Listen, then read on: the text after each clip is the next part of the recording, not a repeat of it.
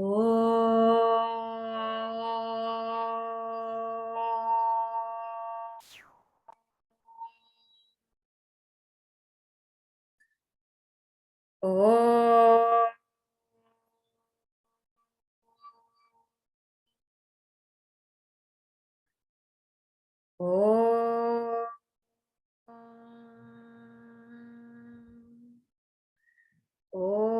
Sahana Vavatu Sahanau Bhunaktu Saha Viryam Karavavahai Tejasvinavadhitamastu ma vidvishavahai. Om Shanti Shanti Shanti. Samasta Jana Kalyani Niratam Karunamayam Namami Chinmayam Devam Satgurum Brahma Vidvaram. Ya Devi Sarvabhuteshu Jnana-rupena samstita. Namastasyai, namastasyai, namastasyai namo namaha. Today we will continue our second day of Bhavani Ashtakam. Before we move forward, we'll have Sapna chant the first two verses, and everyone please follow along with her.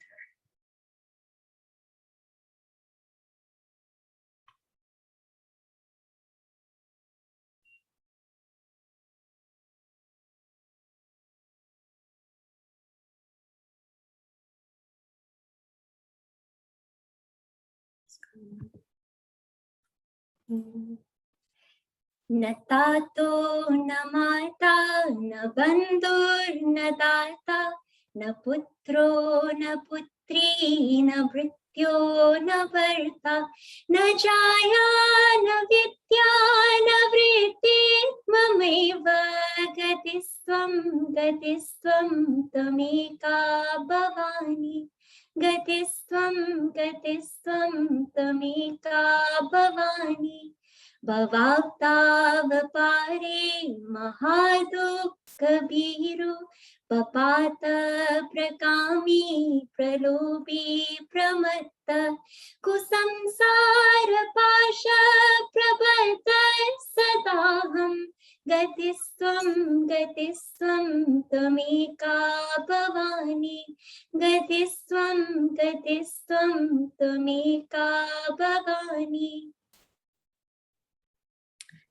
So yesterday we started with the first two verses, and as we said, it's 8 verses on Goddess Bhavani.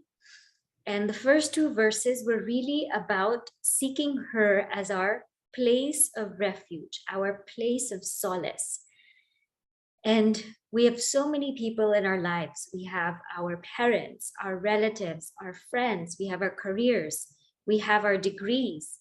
But at the end of the day, those things don't last with us. They come and they go. And the only permanent place, the only permanent refuge we have is Bhavani. In the second verse, we saw that this ocean of samsara seems so endless. It keeps going up and down, and we never know when we're going to get out of it. And though we know that we should be better, we still have desires for the world. We still have greed for the world. We're still intoxicated with the world. So we pray to Goddess Bhavani that let our desires be for her. Let our greed be for her. And let our intoxication or our madness be for her. Today, we will see verses 3 and 4. So Sapna, please chant verse 3. न जानामि दानं न च ध्यानयोगं न जानामि तन्त्रं न च स्तोत्रमन्त्रं न जानामि पूजां न च न्यासयोगं गतिस्त्वं त्वमेका भवानि गतिस्त्वं त्वमेका भवानि.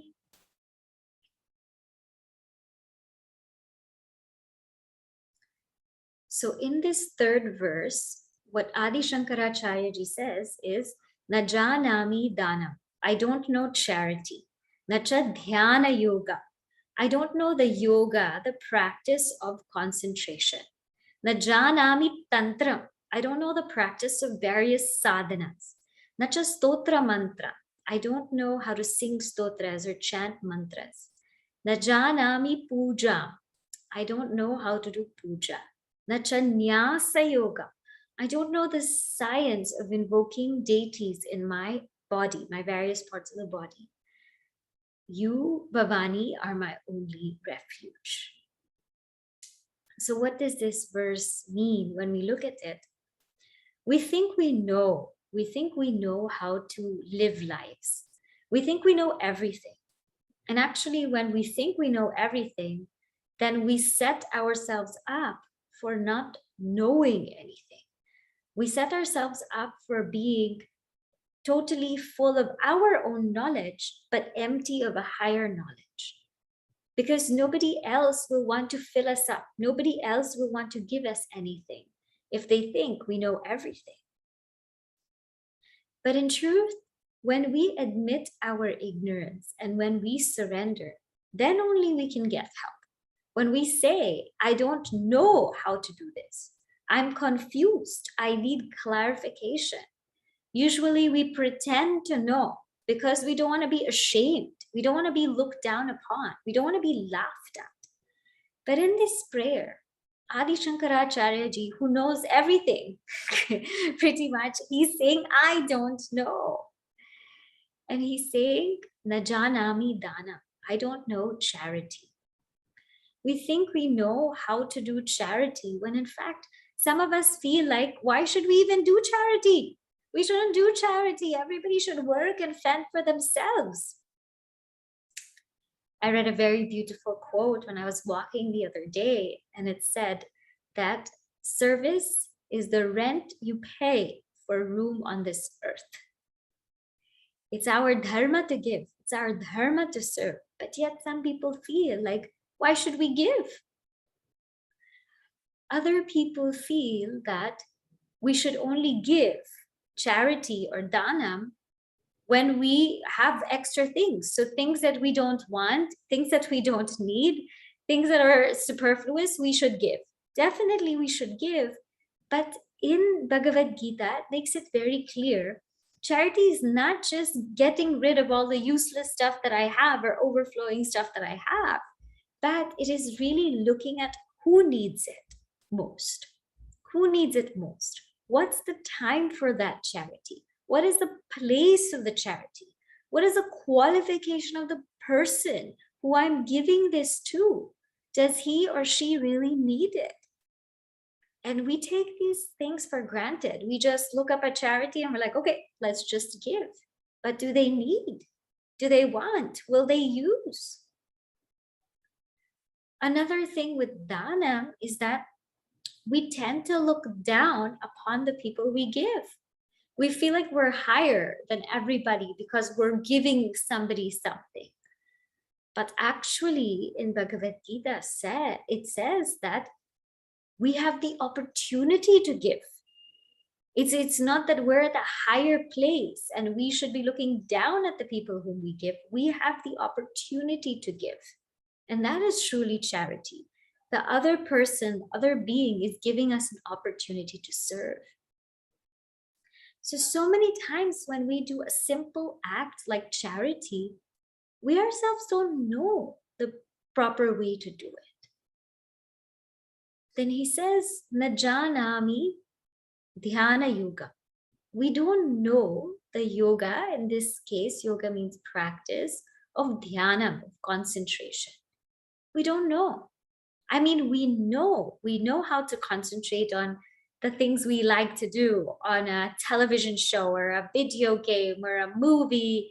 We can totally concentrate and focus on it. But if anyone tells us to sit and do japa and just focus on the name of Bhagavan or Bhagavati, we find it very hard. After a few moments, our mind wanders. It goes everywhere but goddess. It goes to every single place but the feet of Goddess. And so even this art of bringing our mind into a single thought flow, we don't know how to do it. Or sometimes we know how to do it, but it's just so hard for us to do. We can't sit there and do it. So this also, we don't know. Then he says, Najanami Tantra. That Tantram is various practices of sadhana. So be it like a mantra japa, be it like a puja, various practices. The Shastras of the Tantra, they deal with philosophy, they deal with spiritual practices, and they also deal with how to conduct ourselves in daily living. So we also are not aware of this. We also don't know what to do and how to conduct ourselves in daily life sometimes. Sometimes we're just not sure of what choices we should make, which path we should take.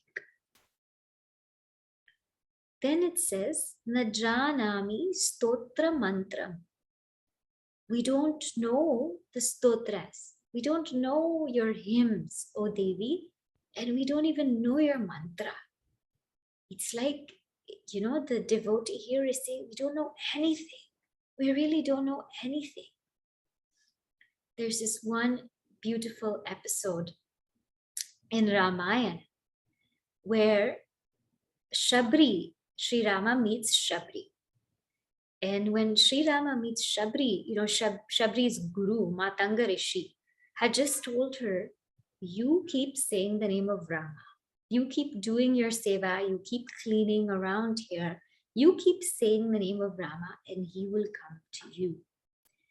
And one fine day, Sri Rama came to Shabriji and she was just in awe. And so that is when she fed him the berries and she was very happy to meet him. And she told Sri Rama, she said, you're here and you're my guest, but I don't even know how to talk to you. I don't even know how to praise you. I don't know what to say, And Sri Rama says to her, O Shabri Devi, he calls her Bhamati, like very wise Devi, because she's so full of devotion and love. He says to her, you don't need to praise me. I will praise you. So Sri Rama told Shabri Devi, I will praise you. And so he begins to tell her the 9 forms of devotion, like singing the glories of the Lord, listening to stories of the Lord, taking the mantra of the Lord, having brahmacharya or sense control, visiting holy places. So he continues and tells her all these 9 forms of devotion. Then he tells her, O Shabri, you have all of these. And so this is the beauty, when the devotee is so sincere and says, I don't know how to do it. Bhagavan himself praises her. So Najanami stotra mantra.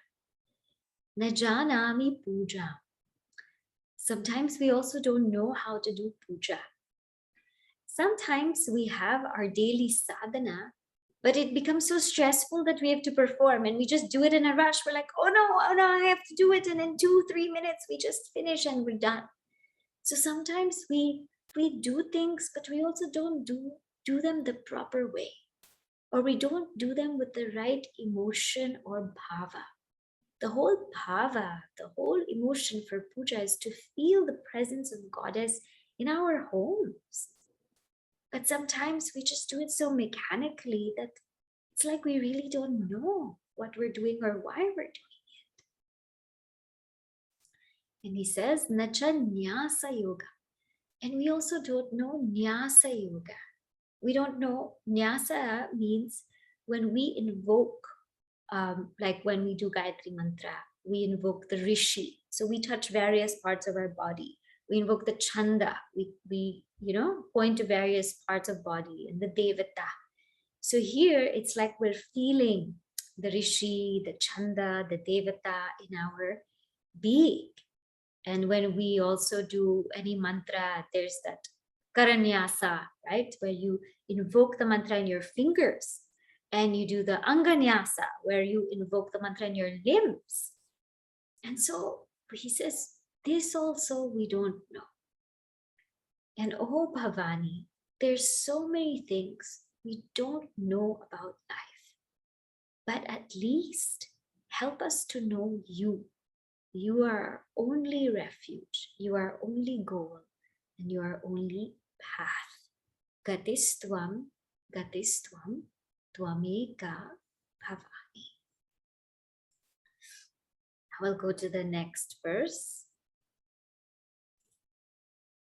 न जानामि पुण्यं न जानामि तीर्थं न जानामि मुक्तिं लयं वा कदाचित् न जानामि भक्तिं व्रतं वापि माता गतिस्त्वं त्वमेका भवानि गतिस्त्वं त्वमेका भवानि. So in this verse, we tell Bhavani, na janami punyam, I don't know good deeds. Na janami tirtham, I don't know any places of pilgrimage or shrines. Na janami muktim, I don't know liberation. Layam va kadachit, I don't know, layam here means samadhi. Na janami bhaktim, I don't know devotion. Vratam vapi mata, O mother, not even vratam or sacred vows. Gatistwam, tvameka bhavani. You are my only refuge. So here when it says, na janami punyam, we don't know good deeds, it means we don't know how to do good action. So many times our actions are mixed. To do a good action, it requires three things. It requires that we have the right intention, the right implementation, and finally, it requires that there's integration after the action. So in the beginning itself, our intentions might not be good. We may give charity, not because we want to help or we want to build a community, but because we want to look good. We may start a company, and so we have a right intention. We may start a company with the intention of putting together a business or prospering. We may start a company, but if we don't implement things the right way, if we don't assign the right people, come up with the right procedures, then that action also isn't right. Or we may have a good intention, and we may implement it the right way. So we may do it the right way. But if it doesn't integrate society or the community, then could it really be right? So even to do a right action isn't easy. So he says, Bhavani, I don't know how to do good deeds. Na janami punya. Na janami tirtham. Tirtham means holy water or a place of pilgrimage. And it is believed that, whenever we have done something wrong in our lives, whenever we want to atone for something, our saints and sages always told us, go for Tirtha Yatra. Go to places of pilgrimage and absolve yourself and feel yourself anew. Nowadays, when we travel, we go for a road trip, or we go for a cruise, or we go for some vacation far away off to an island. And the Rishi said, we know you like to travel. We know you like to explore, but explore through a yatra, because there it's much more beautiful. When we go on a yatra, we visit sacred places where either gods or goddesses have lived according to our itihasas or puranas, or we visit places where saints and sages have lived and do tapasya. And the reasoning behind this is those places have such sacred vibrations there. And so when we visit, we feel that vibration and we connect to that rishi or god or goddess, and we're able to feel that. One of Devi's beautiful places of pilgrimage we all know is Vaishno Devi, right? And the other thing, when we go on a pilgrimage, the whole idea is to live austerely. So many times when we travel or go on a trip, we pack so many things. We bring so much food. You plan so many things. The idea in a pilgrimage is to take less, to pack light, and not plan so much, because this is really the time to be alone with Bhagavati, with Devi. And this is the time to when we go for these places or to these pilgrimages, when we come back, we feel so renewed and so refreshed. Unlike when we come back from a vacation, sometimes we feel like, oh, I need another vacation. But this tirtham is very special in that way. Not only that, but on the way to the yatra, there's constant singing, constant chanting of the name of goddess or god. There's constant chanting. So not only is it about getting to the place, but even the journey is a build up to the place.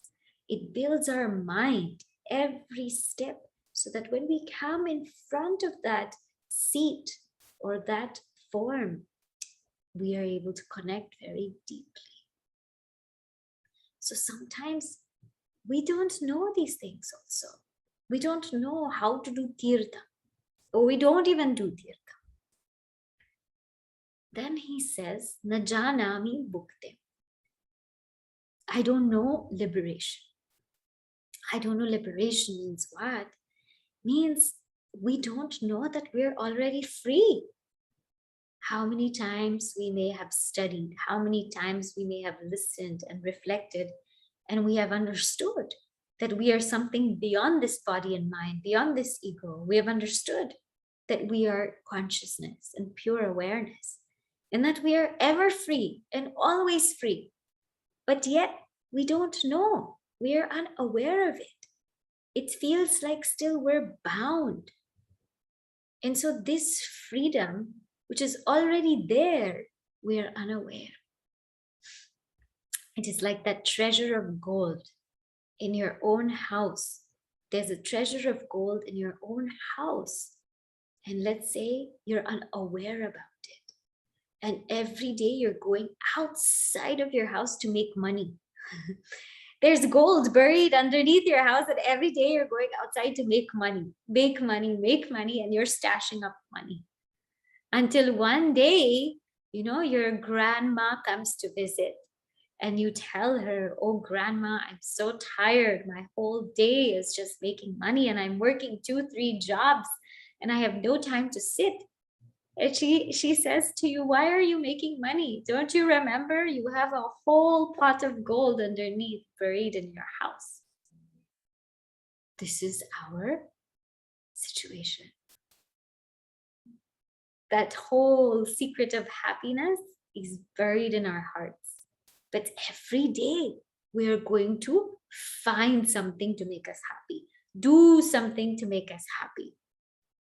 And this is the story of our lives, till one day very wise Devi will hopefully come to us and tell us, you have that pot of happiness in you. So this mukti, this freedom, we also don't know. Or if we know, we forget. And he says, najanami layam. Layam here means samadhi. We don't even know we don't know dhyana yoga. We don't know the yoga of concentration. So what more to talk of samadhi, right? This we definitely don't know. Because even to sit, to think about Goddess becomes very difficult. So what more to talk about our minds getting absorbed in Goddess? We're telling Goddess, we don't know how to sit and think about you. We know how to sit and think about the world. We know how to plan everything for the world. But oh Goddess, we don't know how to sit and worship you. Nayam va kadachit. Then he says here, Najanami bhakti. We don't know devotion. The kind of devotion that we know is when Goddess gives us whatever we want. We're very happy with her. We're very, very happy with her, and we have a great relationship with her, and we praise her in whatever which way we know. But when we don't get what we want, then that bhakti or devotion is broken. We question the existence of Goddess. We question, is there such a thing? And why is she being so rude? And why is she being so harsh with me? We ask all of these questions. So our devotion, our love for God is also very conditional. There's no unconditional love for God, or very, very few people will have that. Usually it's depending on Bhagavan or Bhagavati. If they give us what we need, we're devoted. In our Shastra, there are two types of devotion.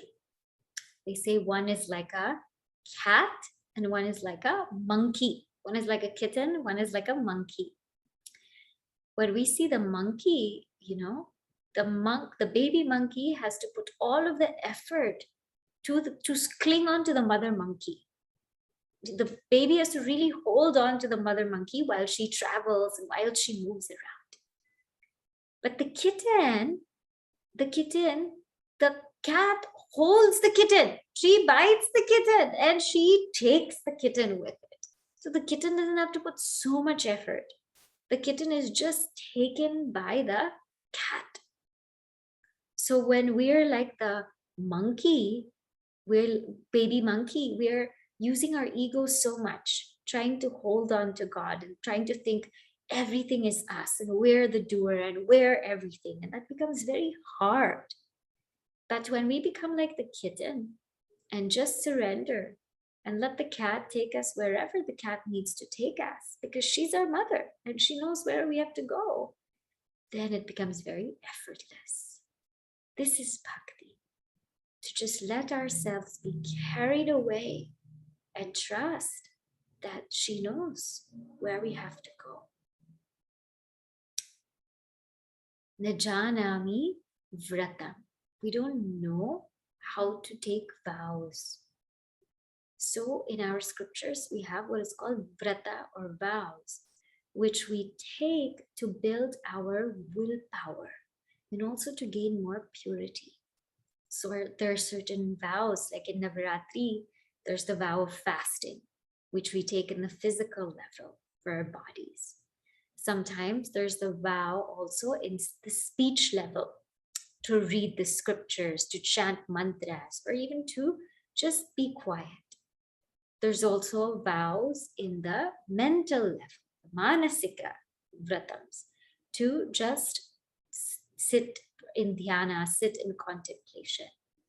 So people take these vows for a certain amount of days, for a certain period of time, to really, really build their willpower, to really gain purity, more and more purity and practice. But sometimes we don't know how to take vows. We don't even want to take vows because we're so scared to step out of our comfort zone. We're so scared to do something that we haven't done before or push ourselves beyond the limits. And we tend to take life so easy and we're just so comfortable with who we are. But we will never grow in comfort if we don't take these vows or these vratas to push ourselves beyond the limits. Then we won't know how far we can go. So even this, he says, we don't know. Gatistwam, twameka bhavani. And this is what Adi Shankaracharya ji says. This is a true spiritual seeker who readily admits that they don't know. We don't know how to do anything. We may think we know, but really we don't know. Or we may know, but maybe we're not doing it the right way. But oh Bhavani, you alone are my refuge. So you please guide me and you please teach me. And this we see very beautifully in the life of Kalidasa. So I don't know how many of you know the story of Kalidasa, but Kalidasa, he was born dumb, like he was not very, very smart. And when he was growing up, he lost his parents when he was very young. So he didn't really know how to do certain things. And it so happened he was in this kingdom where there was this princess. And this princess, she was very smart. She was very smart and very learned. And she said that she would only marry someone who could defeat her in debates. And so they called so many people, and she defeated all of them. So nobody could defeat her. She defeated all of them. So finally, these scholars said, we have to teach this princess a lesson. So they went into the forest. And in the forest, they saw this Kalidasa. He was sitting on a tree, and the part where he was sitting, he was cutting that branch. So he was cutting that part where he was sitting. He was sitting on a branch and he was cutting that part. So obviously he would fall. So they said, there cannot be anyone more dumb than this person. So let us call him, let us bring him to the princess. So they told him, now listen, we're going to feed you very well and we're going to take you to a princess, but you have to pretend that you're in Mauna Vrata, you're mute. And we will take you and we will take care of everything. So he said, okay, they're going to take me to a princess. I'm going to get free food, okay. So they take him to the princess's court and they tell her, we found someone very smart, very knowledgeable, knows everything. But today he's in Mauna Vrata, but still he'll have a debate with you. And so the princess said, okay, that's fine. Let's do it. And so the princess started and she said like this. She said this. And so she meant that there's only one God, there's only one truth. And so this Kalidasa thought that she wanted to poke his eye. So he said, if she pokes my eye, I'll poke two of her eyes. But he didn't say it out loud. So he said like this. He said like this. And then the scholars and the princess looked at the scholars and the scholars said, she says that creation can only happen with Brahman and Maya. So the princess said, wow, very nice, very, very deep, Then the princess said like this, like five senses, that this five senses, the whole creation depends on this five senses. And so Kalidasa thought that this princess wanted to slap him. So she said, if she wants to slap me, I'm going to punch her. And so he makes a fist. So the princess looks at the scholars and they say, no. He means to say that these five senses need to be controlled. And so this princess was very, very happy with the response. And so the debate went on like this. Finally, the princess said, he's very smart. And so they got married. And of course, when they got married, she then realized, because after marriage, then you realize everything, right? The truth comes out, isn't it? So then she realized, she said, oh no, this guy doesn't know anything. And so she throws him out of the house. And so he becomes very, very sad. He becomes so sad. He goes to the temple. He finds the temple of Kali Mata. He doesn't know anything. Najanami, he doesn't know anything. He's never done any spiritual practices, never read any scriptures, never done anything like that. Just goes to the temple and he prays with his heart and soul to Devi. He prays with his heart and soul to Kali Devi. And she comes and blesses him. She writes on his tongue. And after that, poetry comes out of him so naturally. And he writes such beautiful works like Raghuvamsha and many, many, many others. And he becomes well known throughout the land as Kali Dasa, that servant of Kali, who didn't know anything. He didn't know anything. But because he just yearned for Mata, in whatever way he felt, she blessed him. So through his story, we can see that even if there's some things that we don't know, I'm sure we all know how to love.